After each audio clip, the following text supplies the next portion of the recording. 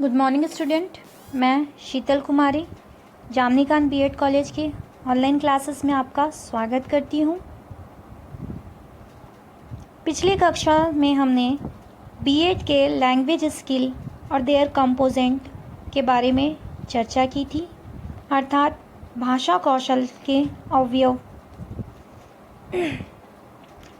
जिसमें हमने 4 अवयव को देखा था।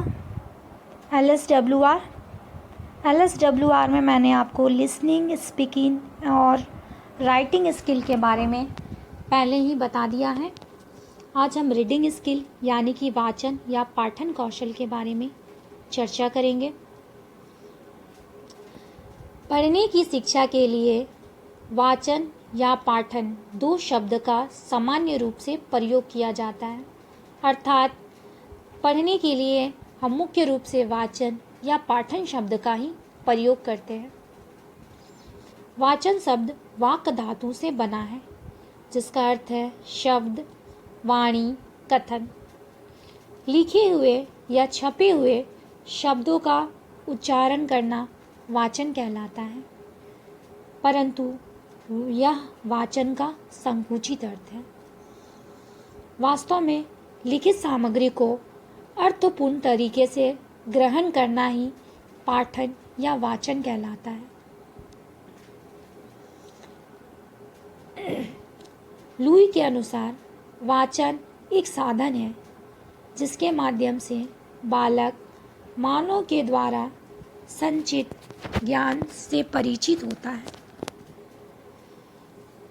क्षमा कीजिएगा, आज मेरा गला थोड़ा खराब है, बस आशा करती हूँ आपको विषय बिंदु समझ में आया होगा। हम वाचन के प्रकार में थे शाश्वर वाचन और मौन वाचन। शाश्वर वाचन में हमें 3 प्रकार को देखना है: सामूहिक वाचन, एकल वाचन, अनुवाचन। शाश्वर वाचन अर्थात स्वर के साथ किया गया वाचन, जिसमें हमारी मुख से स्वर भी निकलती है और हमारा जो ओष्ठ है वह भी अपना कार्य करता है, अर्थात हमारा ओठ भी हिलता है और निरंतर गतिशील रहता है। इसे हम 3 तरह से करा सकते हैं: सामूहिक वाचन, एकल वाचन और अनुवाचन। सामूहिक वाचन अर्थात कक्षा में छात्रों को सामूहिक तौर से पाठ करने को कहा जा सकता है, जिसमें सभी बच्चे मिलकर एक साथ पढ़ते हैं। एकल वाचन, जिसमें कक्षा में किसी एक छात्र को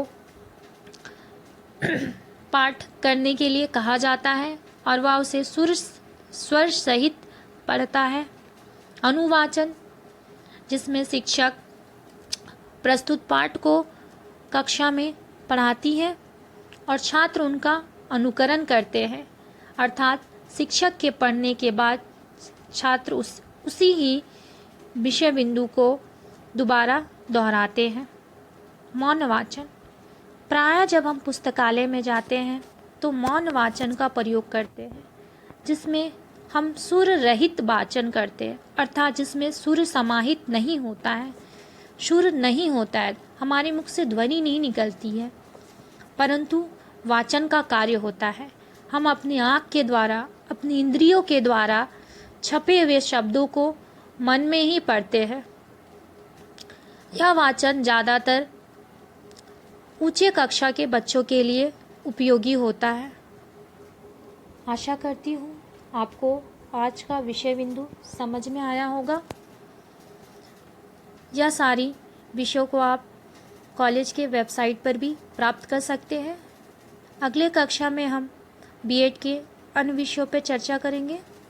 तब तक के लिए धन्यवाद।